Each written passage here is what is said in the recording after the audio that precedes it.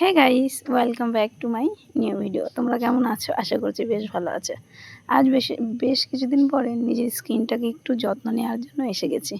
সকালবেলা ঘুম থেকে উঠেই এক মাথা তেল মেখে দেখো পুরো চুলগুলোকে চিপচুপে করে নিয়েছি। কারণ রোজে তো তেল মাখা হয় না, রবিবারটা একটু সময় পাই, তাই নিজের শরীরটা ভালো যে সকালবেলা ঘুম থেকে উঠে তাড়াতাড়ি যত্নটা করে নিই। আর এই যে হাতে খানিকটা মুদি কেয়ার ফেস ওয়াশ নিয়ে ঘষে নিয়ে মুখটা ধুয়ে নিলাম।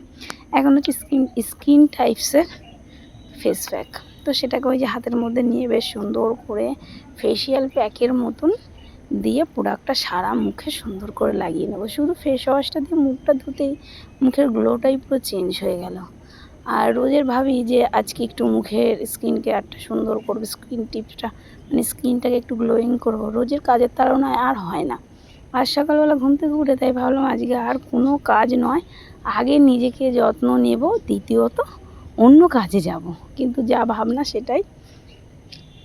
তো এই যে একটু একটু করে সব প্রোডাক্টগুলো মুখে মেখে নিলাম। গলার কাছে, ঘাড়ে অনেক ট্যান পড়ে গেছে, সেগুলোকেও রিমুভ করার জন্য সেগুলোকেও হাতের মধ্যে মেখে নিলাম। তো যাই হোক, আজকের ভিডিওটা দেখতে থাকো। অনেক ভালো লাগা আছে, অনেক খারাপ লাগাও আছে। তো যারা নতুন ভিডিওটা দেখছো সবাইকে বলবো অনেক ধন্যবাদ। আর যারা ভিডিওটাতে নতুন এসছো সবাই একটু প্লিজ অনেক অনেক সাপোর্ট করো।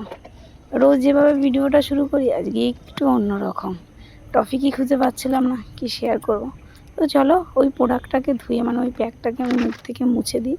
এবার এসেছি মোদি কেয়ারের একটা জেল নিয়ে। তো এগুলো হচ্ছে আমি যে মোদি কেয়ারের প্রোডাক্ট তুলি সেখান থেকে ওই দিদি আমার স্কিন টাইপসের প্রবলেম দেখে এগুলো শেয়ার করেছে। তো এর আগেও মোদি কেয়ারে আমি প্রচুর প্রোডাক্ট ইউজ করেছি, সেখান থেকে আমি প্রচুর ভালো রেজাল্ট পেয়েছি। তো স্কিনের ওই জেলটা সারা মুখে অ্যাপ্লাই করে নিলাম, কারণ সারাদিন যেভাবে রোদ্দুরে ঘোরাঘুরি করি সেই ট্যানটা যাতে মুখে আর না আসে তাই।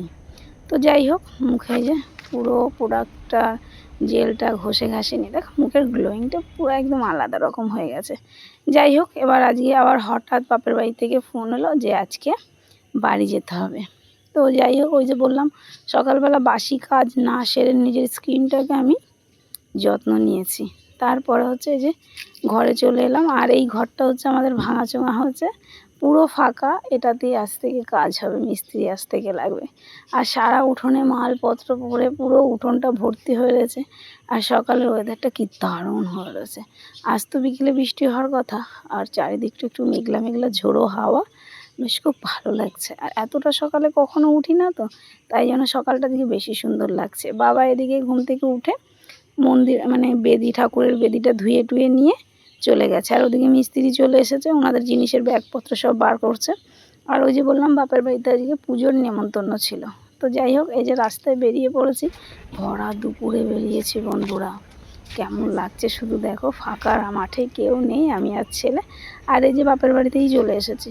এসে এই যে পুকুরের পাড়েই এই দেখো কত পদ্ম ফুল মানে ফুটেছে, আর কি দারুণ লাগছে তাই না?